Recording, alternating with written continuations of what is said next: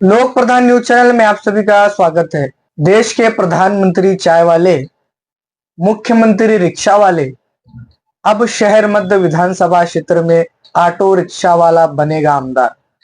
जी हाँ, ये जुमले हमारे नहीं बल्कि इच्छुक उम्मीदवार शहर मध्य विधानसभा क्षेत्र के रियाज सैयद के हैं।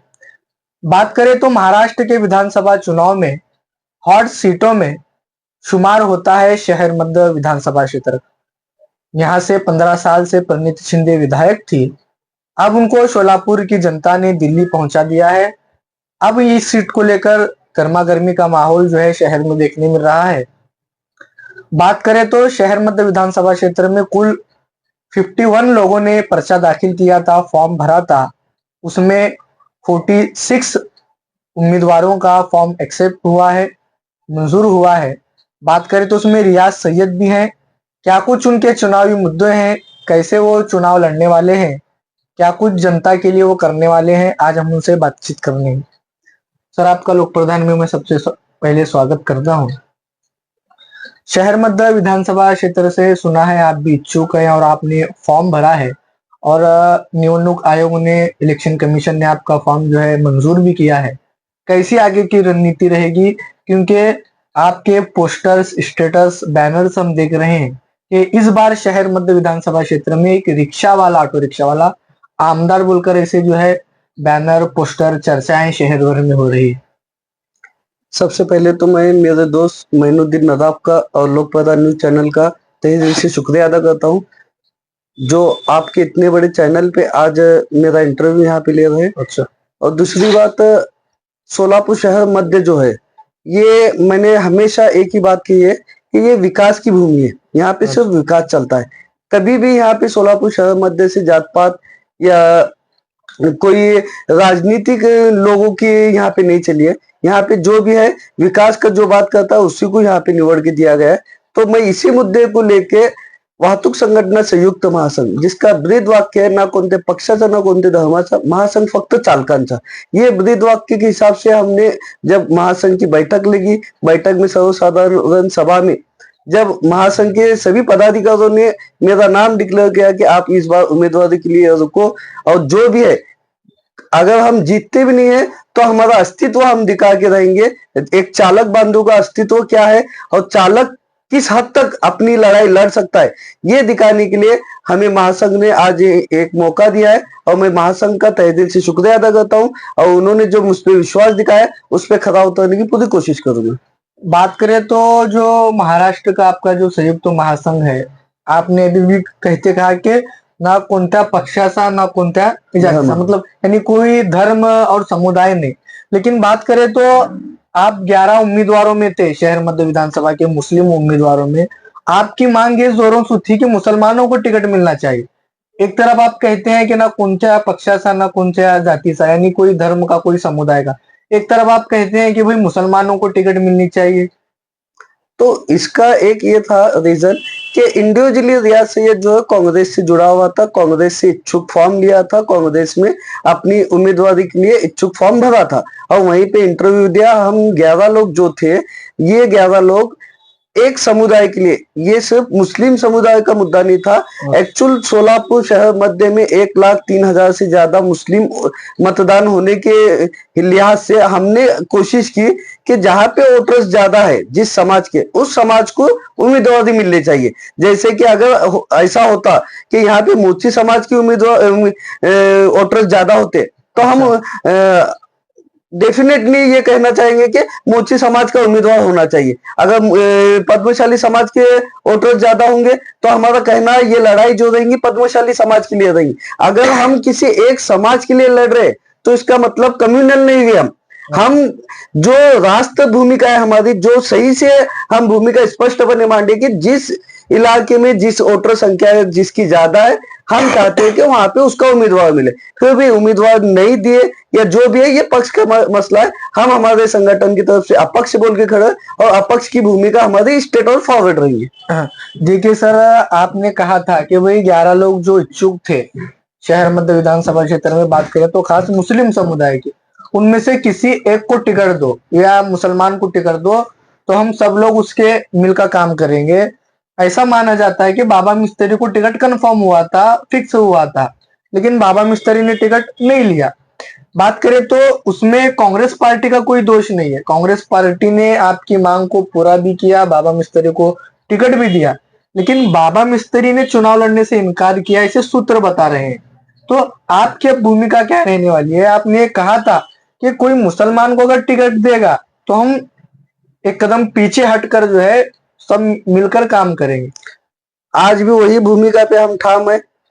कांग्रेस पक्ष की तरफ से पिछले 75 साल में इतनी वोटर संख्या होने के बावजूद भी अगर हमें टिकट नहीं मिले या फिर बाबा को टिकट दिया और बाबा मिस्त्री टिकट नहीं लिए, तो भी हमारा एक रोल ये रहेगा कि यहाँ पे जो मतदाता है, यहाँ की जो जनता है, इसको हम किसी पक्ष के खिलाफ बताते हुए या किसी एक वैयक्तिक उम्मीदवार के खिलाफ कुछ बताते हुए हम ये सोचेंगे कि हमने क्या काम किया और वोटर्स को क्या चाहिए। ये दो भूमिका महासंघ की रहेंगी। वाहतुक संगठन संयुक्त महासंघ सिर्फ वाहतुक क्षेत्र में काम ना करते हुए पिछले 4 सालों में वाहतुक संगठन संयुक्त महासंघ ने शैक्षणिक क्षेत्र में और आरोग्य क्षेत्र में, सामाजिक क्षेत्र में बहुत उल्लेखनीय काम किया है, जिसकी बदौलत आज वाहतुक संगठन संयुक्त महासंघ सोलापुर शहर मध्य में अगर देखा जाएगा तो 3,500 से ज्यादा पेएबल सभासद है और 150 से ज्यादा स्टॉप्स वाहतुक संगठन संयुक्त महासंघ के लगे। आज अल्हम्दुलिल्लाह 92 पदाधिकारी वाहतुक संगठन संयुक्त महासंघ के। तो ये एक जो टीम वर्क है, ये टीम वर्क को लेकर हम जो सामाजिक काम अब तक किए, जो राजकीय आरोग्य क्षेत्र में काम किए, जो शैक्षणिक क्षेत्र में काम किए, तो उन कामों को आगे बढ़ाने के लिए आज हमें वाहतुक संगठन संयुक्त महासंघ की तरफ से सभी पदाधिकारियों ने मुझे अपक्ष ये घोषित किया है। अच्छा, देखिए सर, आप 11 इच्छुक उम्मीदवारों में थे कि मुसलमानों को टिकट मिलना चाहिए बोल के आप उसमें थे, लेकिन अब कांग्रेस पार्टी ने टिकट दिया बोलकर इसी चर्चा है। बाबा मिस्त्री वहां से चुनाव नहीं लड़े, तो इसमें बाबा मिस्त्री का दोष है फिर या कांग्रेस पार्टी का दोष है? अभी मैंने आपको बताया, मुझे किसी पक्ष के बारे में, क्योंकि इंटरनल जो बातें होती है, जो उनके जो एम्स होते हैं, उनके जो ख्यालात होते हैं, वो हमें नहीं पता होता है। बाबा मिस्त्री क्यों नहीं बोले ये अब तक पता नहीं हुआ। हकीकत में कांग्रेस पक्ष ने उनको टिकट दिया था नहीं दिया था ये अब तक कंफर्म नहीं है। जो चीजें हमें कंफर्म ही नहीं है, हो सकता भाई सभी पानी में, वो निकलने के बाद कितने पाओगे ये थोड़ी अपने को पता होने वाला है। तो मैं चाहता हूं कि उस विषय पे ना बोलते हुए हम विकास की राजनीति करेंगे, विकास के मुद्दे पे बात करेंगे और विकास के लिए सोलापुर शहर में हम क्या विकास कर सकते हैं। आज अगर देवेंद्र फडणवीस की बात अगर लेंगे तो देवेंद्र फडणवीस ने कहा था कि सोलापुर ये सर्वात जास्त घटणारा लोकसंख्येमध्ये घटणारा शहर है। तो सोलापुर की लोक संख्या क्यों घट रही है? क्योंकि सोलापुर के सभी युवा जो है पुणे, मुंबई और हैदराबाद जैसी सिटियों में जाके अपने रोजगार की तलाश कर रहे हैं, यहाँ पे अपनी फैमिली को छोड़ रहे हैं। तो हमें मुद्दा आज का एक ही मुद्दा है कि इन युवाओं के लिए, इनके रोजगार के लिए, इनके फैमिलीज के लिए हम क्या करना चाहिए। इस मुद्दों को लेके वाहतुक संगठन संयुक्त महासंघ ठामपणे लड़ने का इरादा लिए और इंशाल्लाह आने वाले दिनों में अगर निवडणूक आयोग, मेरी जो पहली पसंदीदा चिन्ह मैंने लिखा है ऑटो रिक्शा, अगर निवडणूक आयोग ऑटो रिक्शा देता है तो 90% उम्मीद है हमें कि हमारी सीट निकल जाएगी। अच्छा, ऑटो रिक्शा के मतलब जो चालक हैं, रिक्शा चालक है, उनके बारे में आप बात करेंगे। क्या कुछ ऑटो रिक्शा वालों के प्रश्न है, उसको आप कैसे सॉर्ट आउट करेंगे? क्या जनता को आप कहना चाहेंगे? चालकों का एक बड़ा वर्ग सोलापुर शहर मध्य में है। चालक में ऑटो रिक्शा चालक जो 9,000 परमिट होल्डर चालक यहाँ पे है और इसी के साथ साथ 11,000 माल वाहतूक, बड़े ट्रक्स और छोटा हत्ती या फिर अपने 3 चाकी माल वाहतूक, ऐसे 11,000 चालक, ऐसे टोटल चालक 20,000 का वर्ग सोलापुर शहर मध्य में ऑथेंटिक आरटीओ से डिक्लेयर है कि इतने लोग सोलापुर सिटी सेंटर में है।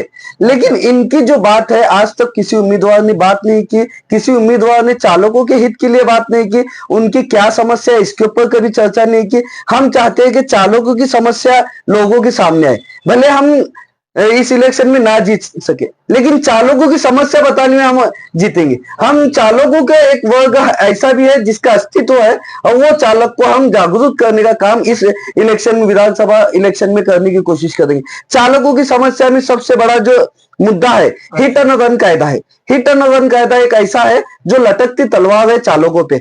आज तक वो कायदा रद्द नहीं हुआ है, सिर्फ स्टे हुआ है। अगर आने वाले दिनों में महायुति की सरकार बैठती है तो मुझे लगता है कि ये कायदा चालकों पे थोपा जाएगा, जिसके अंदर 7 साल की सजा, 10 लाख जुर्माना है। इसी के साथ साथ अभी जो चालकों पे फिटनेस विलंब आकर 50 रुपए प्रतिदिन का जो ये है, ये 50 रुपए प्रतिदिन के हिसाब से कई चालकों को आत्महत्या करने की बारी आज। तो ये भी कायदा जो है वाहतुक संगठन संयुक्त महासंघ ने स्टेप लाया है। लेकिन आने वाले दिनों में अगर समझो महायुति की सरकार बैठती है और फिर से ये कायदा लागू होगा तो चालक 2000 करोड़ के नुकसान में आएंगे, 2000 करोड़ का उनके ऊपर कर्ज थोपा जाएगा। तो ये समस्याओं को लेके इसका निवारण करने के लिए, इसे खत्म करने के लिए वाहतुक संगठन संयुक्त महासंघ पूरी ताकत के साथ आने वाले दिनों में इलेक्शन में उतरने वाली।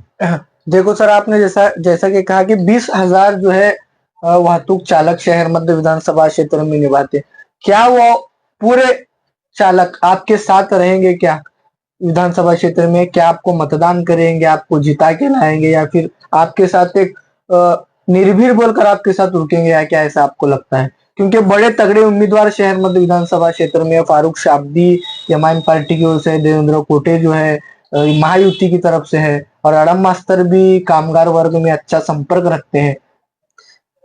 सबसे पहले तो कोई भी घटक या कोई समाज इकट्ठा मत किसी को भी नहीं देता। अच्छा, ये सबसे पहली बात।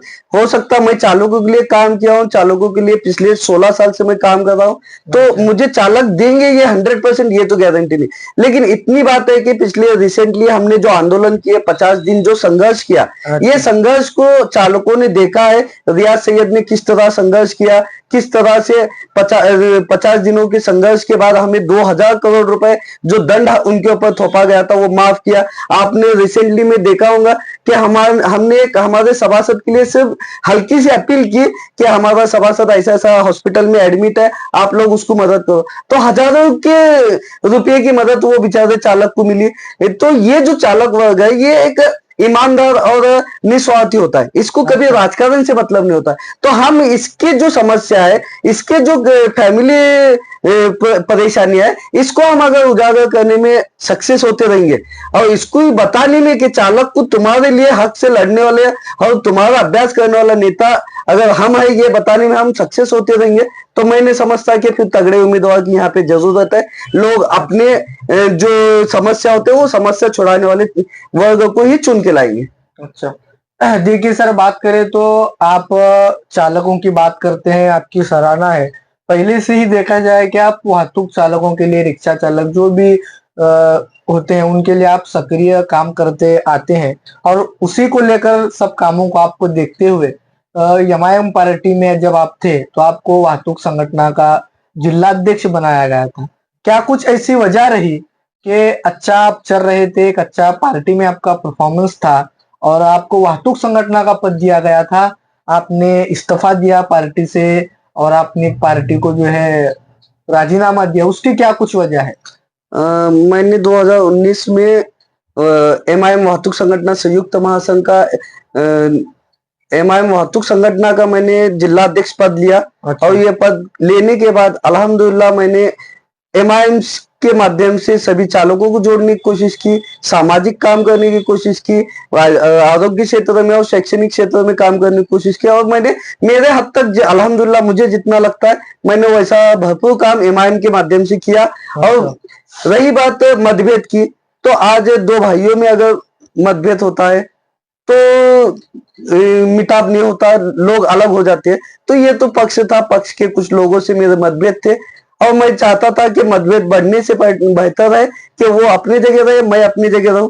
मुझे किसी के ऊपर भी टिक्का टिप्पणी ना करते हुए मैं सोचूंगा कि अपने विकास काम पे मेरे जो काम है, मैं किसी कौम या किसी समाज को लेके काम नहीं करता।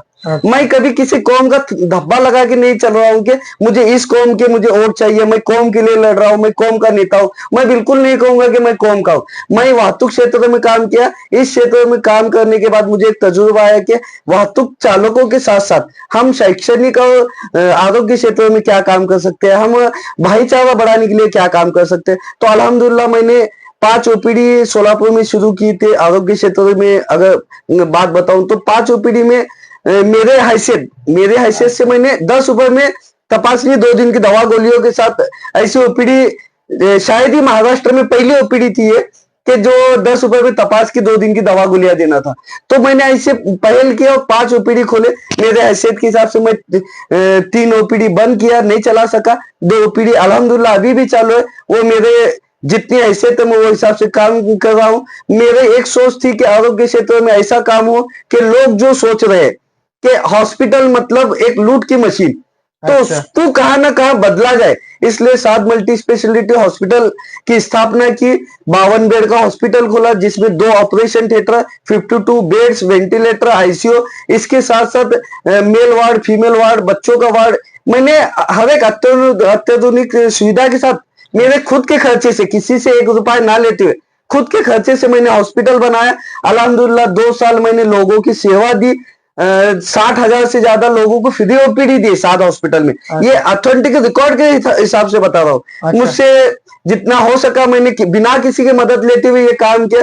जब मेरे हालात कम हुए, मेरे पास रुपया कम है, तो मैंने वो हॉस्पिटल भाड़े से दिया। लेकिन मैंने पहल की, इसका मुझे समाधान है। इसी के साथ साथ अल्हम्दुलिल्लाह शैक्षणिक क्षेत्र में आज 42 बच्चों को मैंने अडॉप्ट लिया।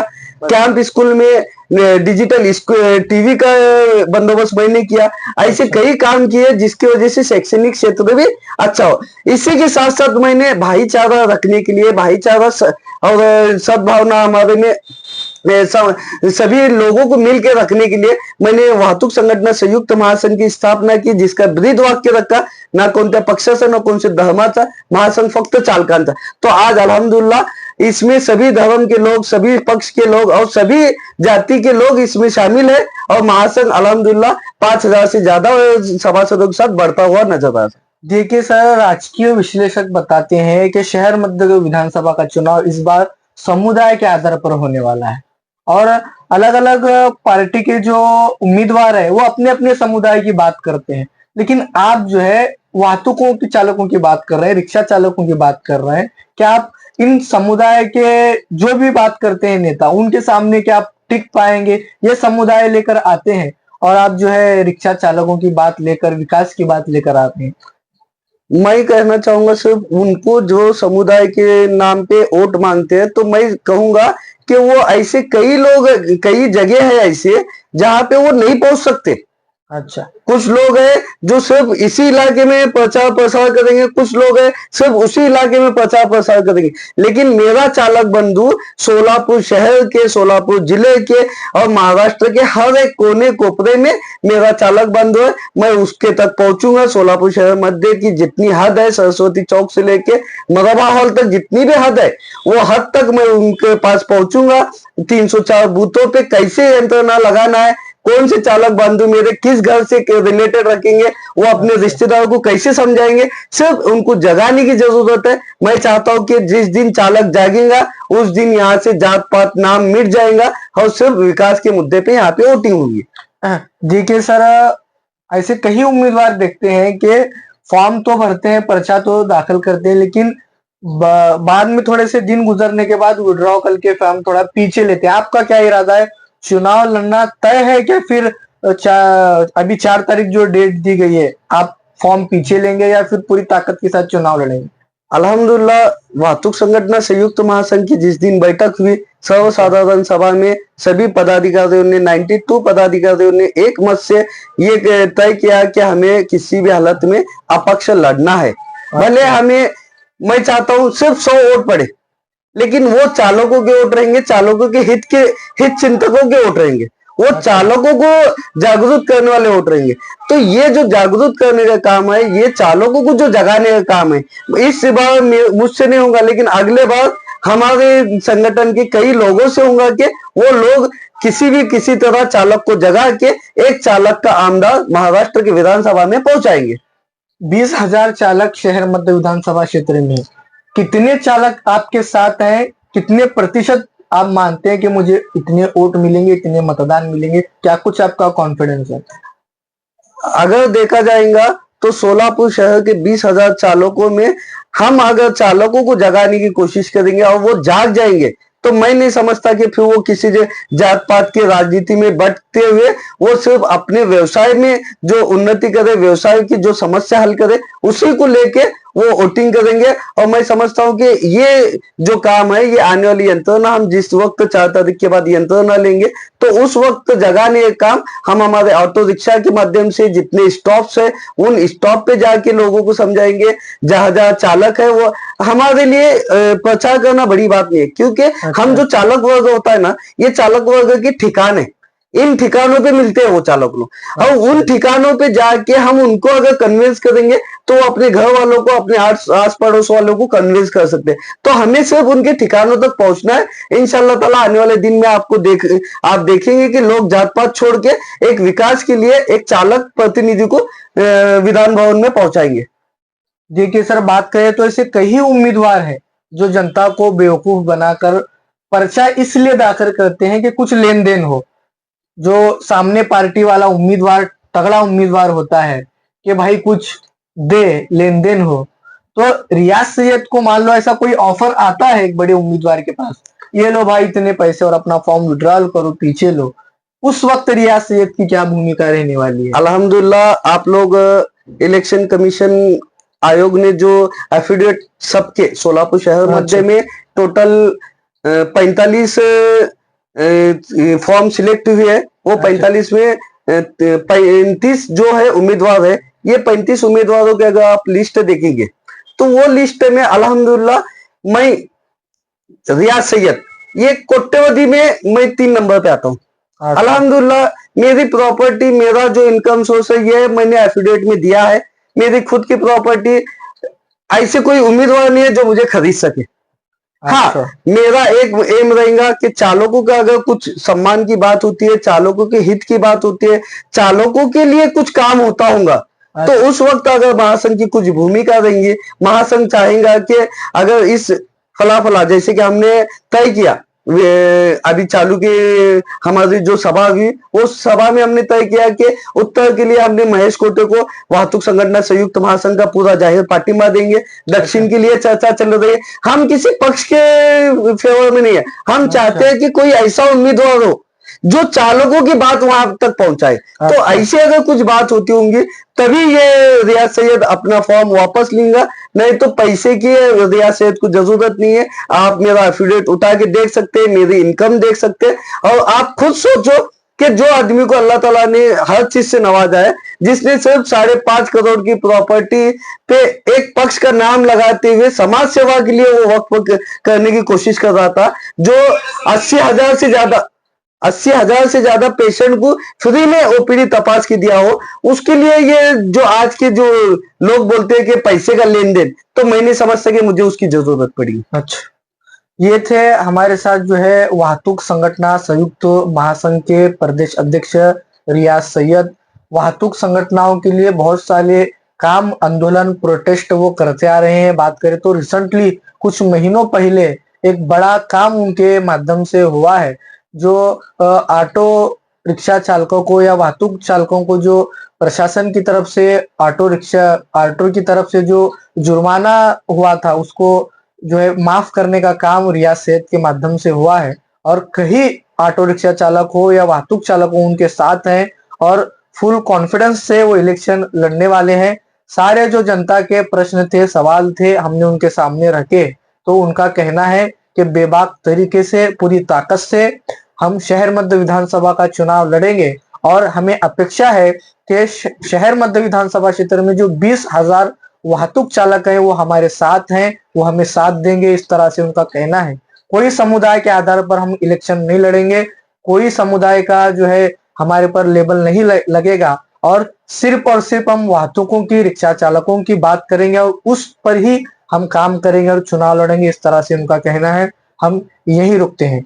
लोक प्रधान न्यूज चैनल से मैनुद्दीन नदाब, कैमरामैन के साथ सोलापुर।